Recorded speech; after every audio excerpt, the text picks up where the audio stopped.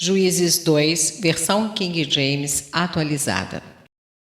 O anjo do Senhor subiu de Gilgal a Boquim, e declarou: Eu vos fiz subir do Egito e vos trouxe a esta terra que eu tinha prometido por juramento a vossos pais. Eu ordenara: jamais quebrarei a minha aliança convosco. Quanto a vós, não fareis qualquer pacto ou acordo com os habitantes dessa terra. Antes, destruireis os seus altares. Contudo, não escutastes a minha voz. Por que fizeste isso?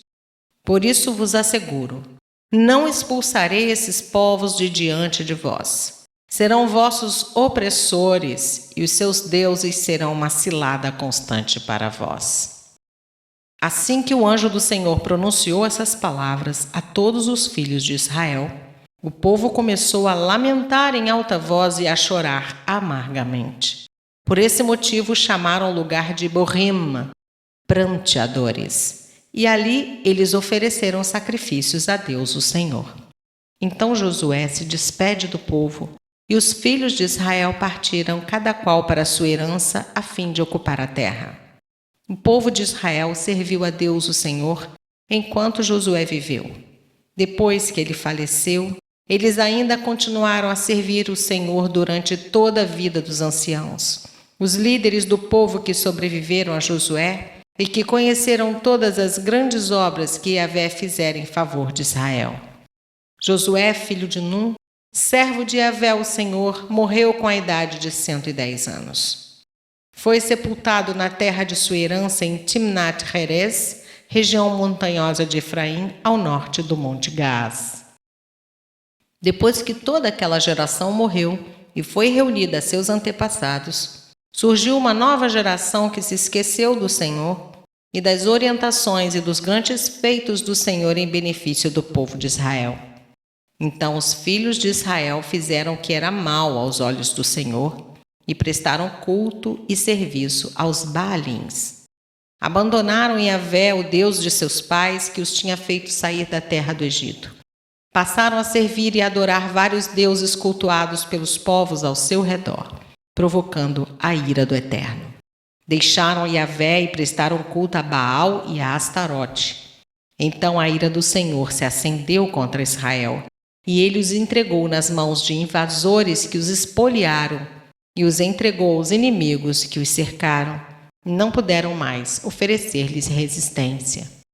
Em todas as batalhas que os israelitas empreendiam, a mão do Senhor era contra eles para lhes derrotar, conforme tudo quanto lhes havia advertido e jurado.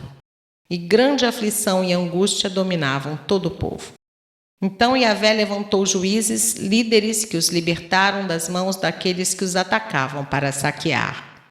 Mas não escutavam nem mesmo os seus juízes e se prostituíram a outros deuses e se prostraram diante deles. Depressa se afastaram do caminho que seus pais haviam seguido, obedientes aos mandamentos do Senhor, e não acompanharam a devoção de seus antepassados.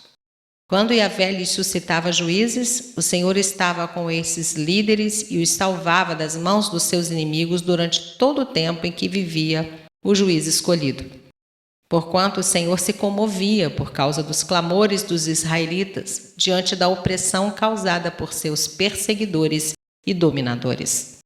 Mas assim que morria o juiz, os israelitas reincindiam em seus erros e se tornavam ainda piores do que seus pais.